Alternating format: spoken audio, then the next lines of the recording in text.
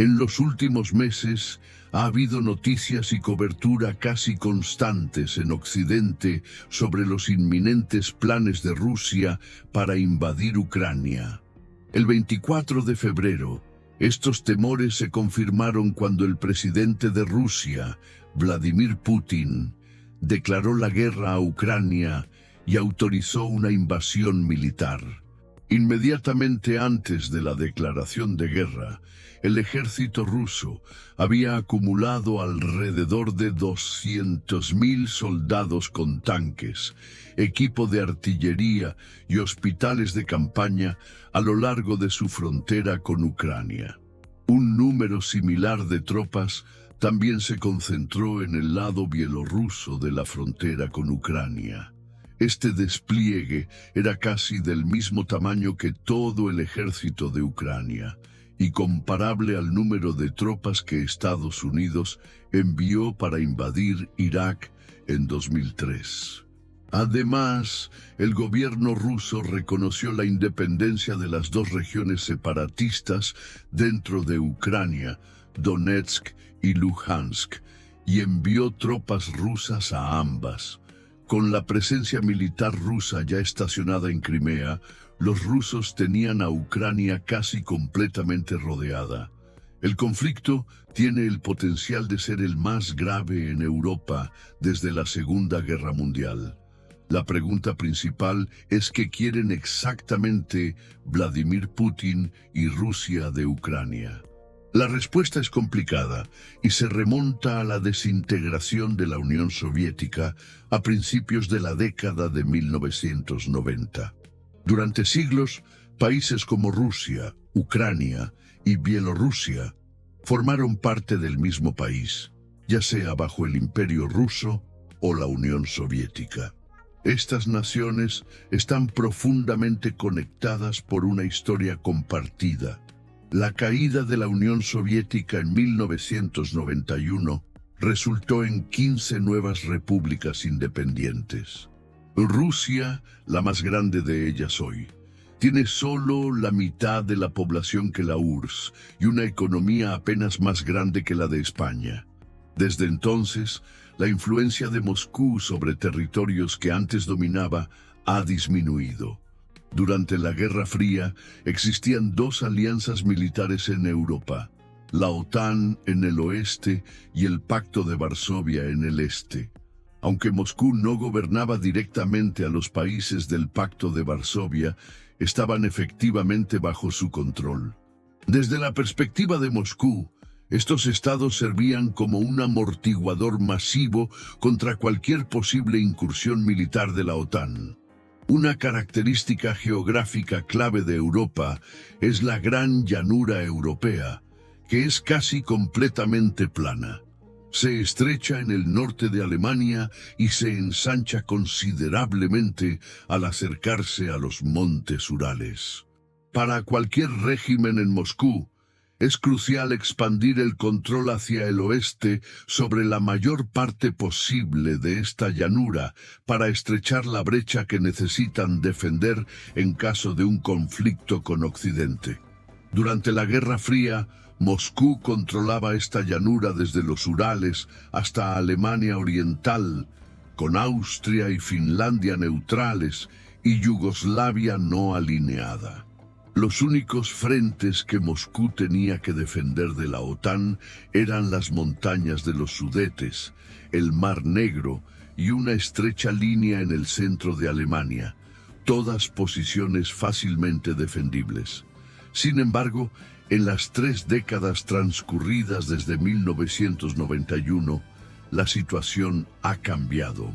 Los antiguos territorios del Pacto de Varsovia, como Alemania Oriental, Polonia, Checoslovaquia, Hungría, Rumania y Bulgaria, ahora son parte de la OTAN, al igual que las ex-repúblicas soviéticas de Lituania, Letonia y Estonia. Esto ha empujado las líneas del frente de la OTAN mucho más al este, a través de la sección más ancha de la gran llanura europea. Si se observa desde el Kremlin, si se cree que la OTAN es una alianza militar hostil, La situación parece sombría. Aún así, no todo está perdido para Rusia. Muchas ex-repúblicas soviéticas formaron su propia alianza militar, la Organización del Tratado de Seguridad Colectiva, OTSC, que en Europa incluye a Rusia, Bielorrusia y Armenia, pero no a Ucrania. Ucrania ha permanecido como una zona neutral entre la OTAN y la OTSC. Por lo tanto, Ucrania es de suma importancia geográfica para Moscú. Si Ucrania estuviera dentro de la órbita de Moscú, empujaría las líneas defensivas de la OTSC hasta los Cárpatos en el suroeste, reduciendo su exposición en la gran llanura europea a solo la frontera oriental de Polonia. Por el contrario, si Ucrania se uniera a la OTAN, la línea del frente se extendería 2.300 kilómetros a través de una llanura abierta y difícil de defender. Esto también colocaría a una parte de la línea del frente a solo 300 kilómetros de Volgogrado, anteriormente Stalingrado, una ciudad cuya toma cortaría el valioso suministro de petróleo y gas de Rusia. Además, Bielorrusia, un aliado de la OTSC, se convertiría en un saliente indefendible, rodeado por territorio de la OTAN en 3 flancos. Por lo tanto, el control de Ucrania por parte de Moscú, o al menos su neutralidad, es crucial para la defensa de Rusia y la OTSC si se considera a la OTAN como un agresor hostil. Sin embargo, hay más en juego que la geografía. Un factor principal es la energía.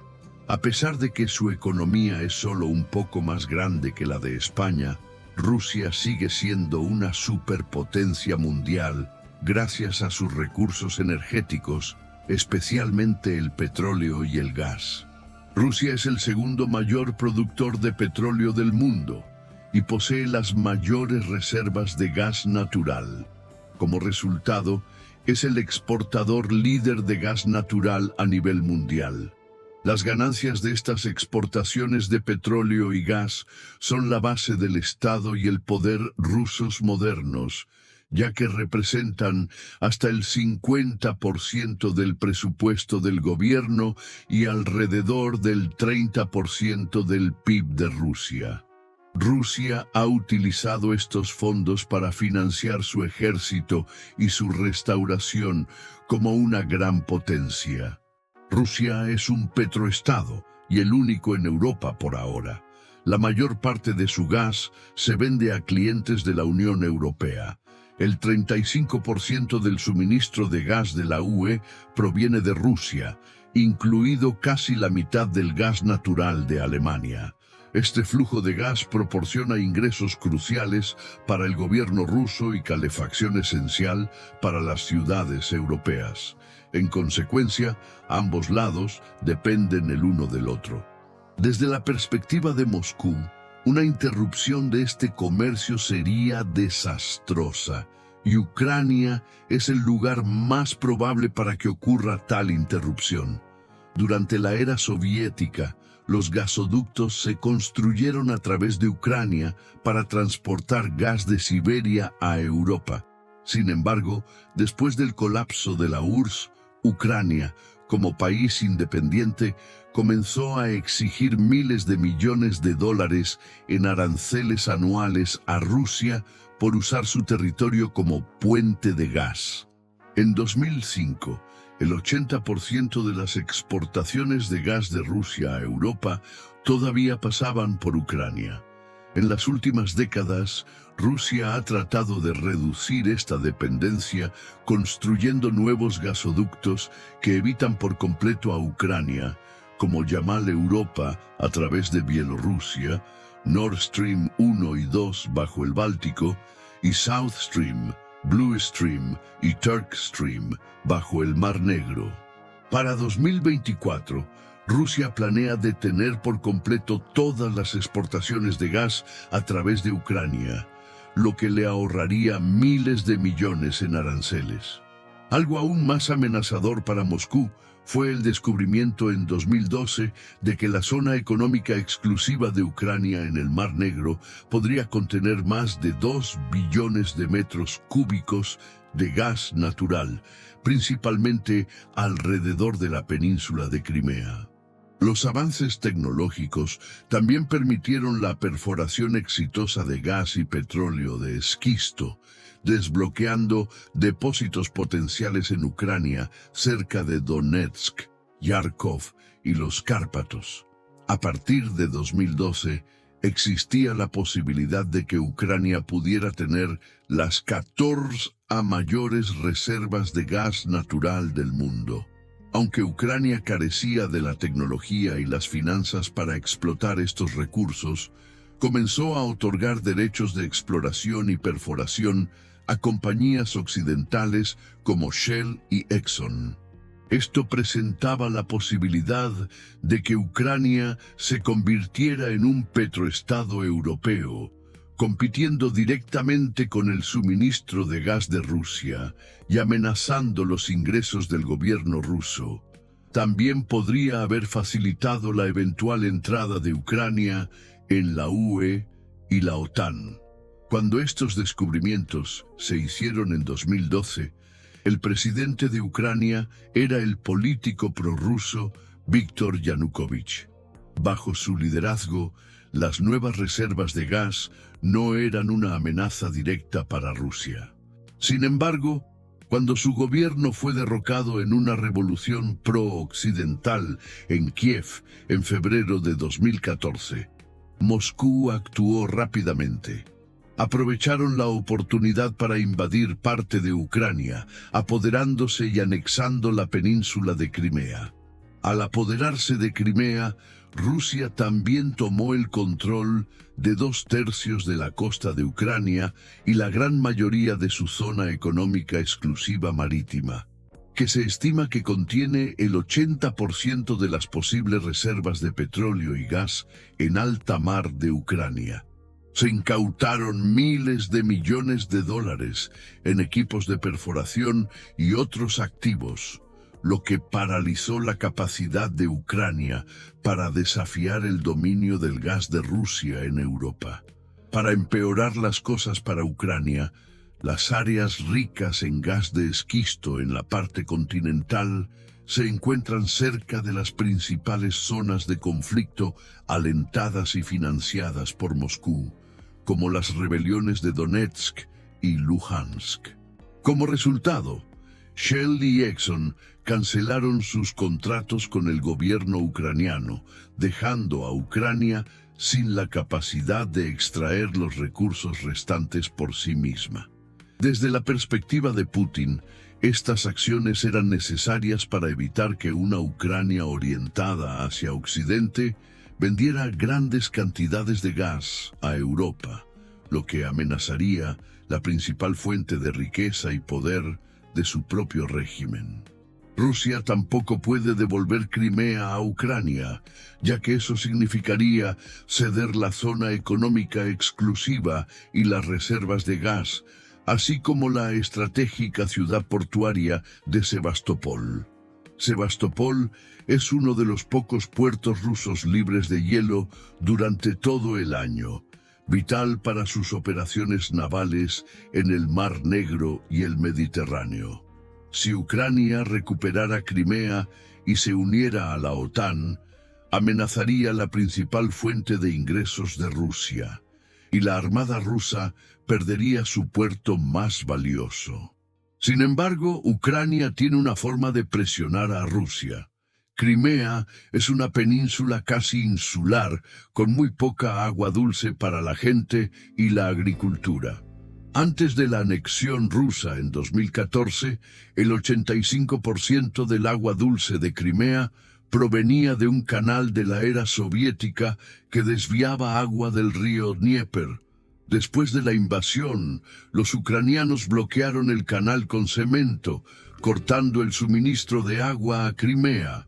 Como resultado, Crimea ha estado muriendo de a poco, a medida que la sequía se agrava y la escasez de agua se convierte en un problema grave.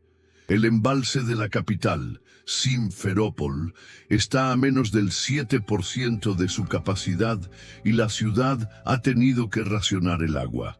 El gobierno ruso está gastando miles de millones al año para sostener financieramente a Crimea, principalmente debido al canal cerrado por los ucranianos.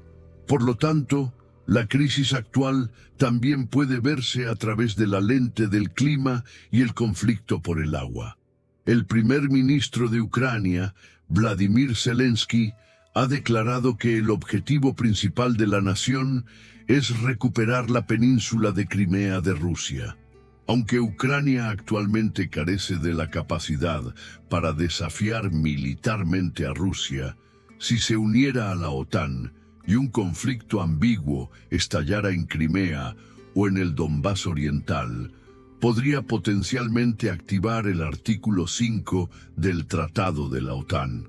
El artículo 5 establece que un ataque armado contra un miembro se considera un ataque contra todos, y los demás miembros tomarán las medidas necesarias para ayudar al aliado atacado. Por lo tanto, el Kremlin teme que Ucrania pueda atraer a la OTAN para luchar contra Rusia para recuperar Crimea, una guerra que Rusia sabe que perdería debido a las capacidades militares superiores de la OTAN y a los propios problemas demográficos internos de Rusia. Desde el colapso de la Unión Soviética, las muertes en Rusia han superado a los nacimientos, y su población ha estado disminuyendo casi continuamente. La pandemia de COVID-19 ha empeorado el problema, y Rusia está experimentando su mayor declive demográfico en tiempos de paz en la historia registrada. Aunque Rusia tiene alrededor de 25 millones de hombres en edad de servicio militar, el gobierno sabe que este grupo se reducirá con el tiempo.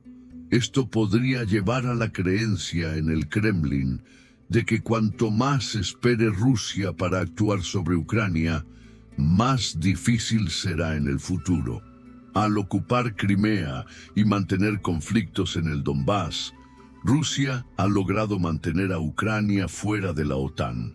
Al acumular tropas en la frontera y realizar ejercicios militares en Bielorrusia, Moscú puede infundir miedo, dañar la economía de Ucrania y obligar al país a gastar más dinero en defensa en lugar de desarrollar su propia infraestructura de gas natural.